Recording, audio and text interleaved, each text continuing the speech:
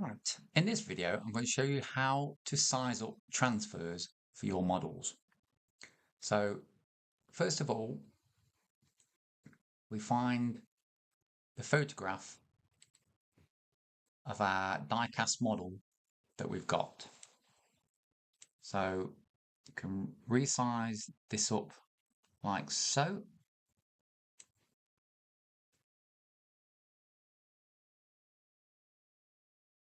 Like that.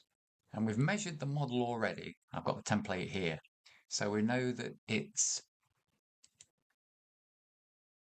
15.6 wide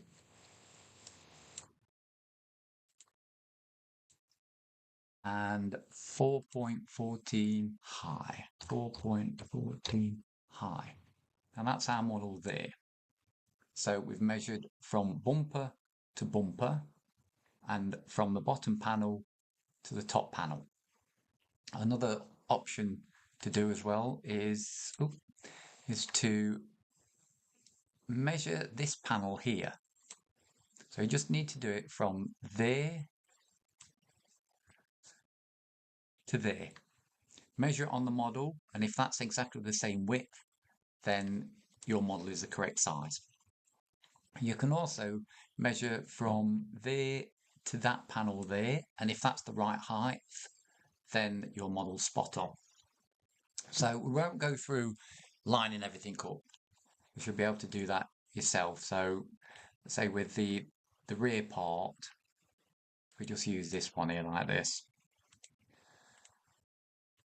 We measure the width like so. We've measured the width of the model, and then we line it up to make sure that the line on the indicators is correct with the line there and the line there at the top of the bumper, and also that the panels line up. Then we know that we've got the correct size. Again, measure from bumper to bumper, measure that panel down to there, or from the end of the panel to the end of the panel, and you'll get everything right. Now, when designing, I find pictures of the model I want to do, and then I design everything in the computer. So this is what I've done here. So take that picture and we'll pop it in there like so. Now, when I'm looking for fonts, what I like to do is, if I'm not sure of what this font is, then what I like to do is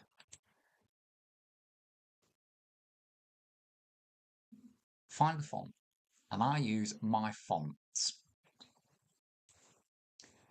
So then what we do, we open that up, and in this box here, we drop the picture, and then we search.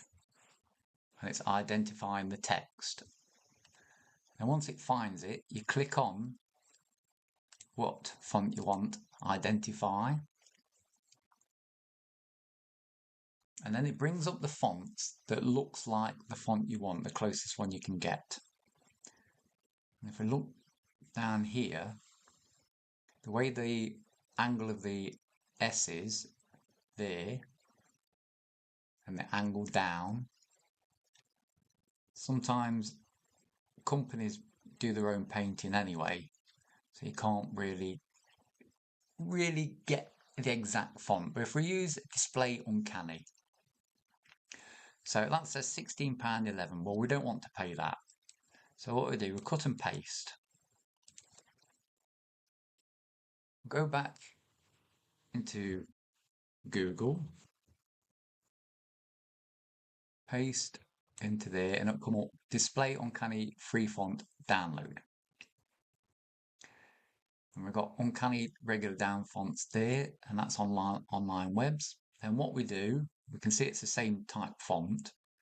We download it, yes, and then we open the folder up in my downloads, and it's in this folder here.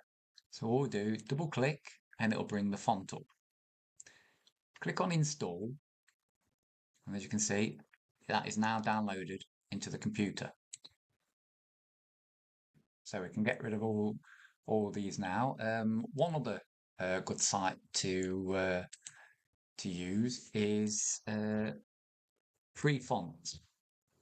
Because sometimes you can't find the font you want either by picture or anything like that. So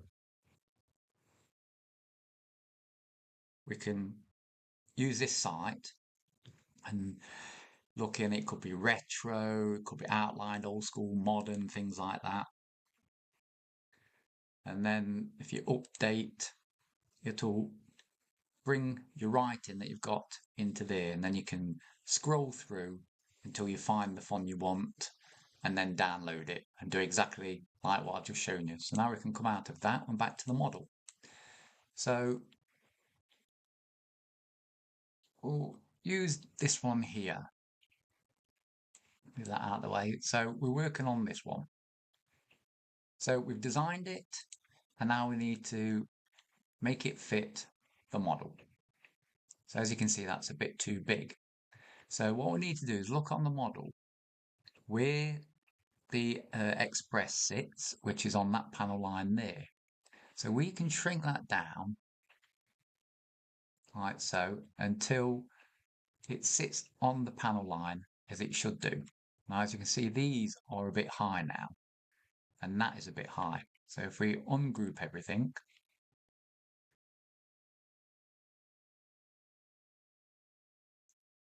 in fact, let's bring that down to there like so. Cross line there, cross line there. That's in the middle.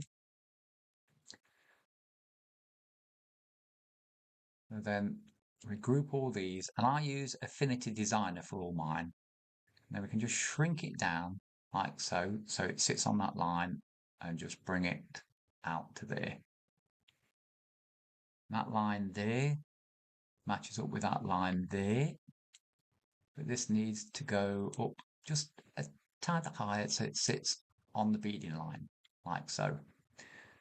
We know the P and the P there, so that needs to move just slightly to there.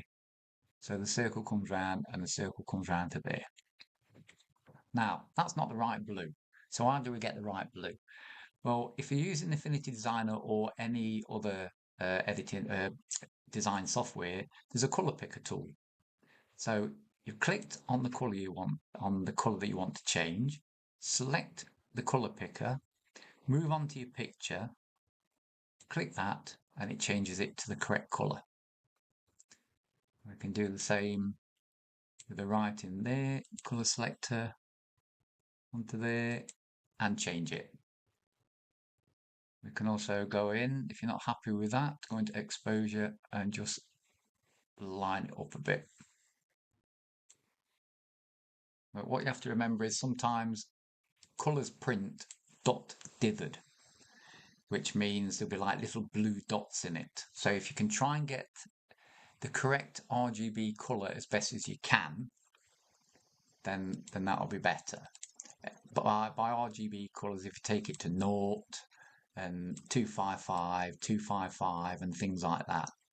So for blues and things like that, you've got 0, 0, 255. If you can stick to 255 colours, for most of the colours like the yellows and things like that, you'll be fine. But if you try and get the closest colour you can, then you can just change it like that.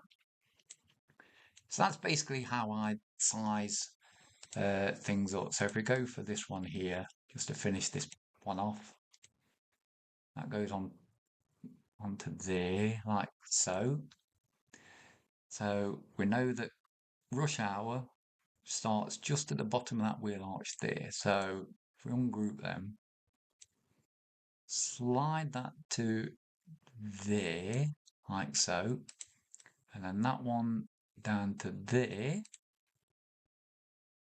and we can group them off and ready for printing. That's how I get my transfers to fit the model that I'm working on. So it might work in Microsoft Word. I've never tried that, or Publish or anything like that. But if you can get some software like editing, graphic designer software, you can't go wrong. Thanks for watching this video.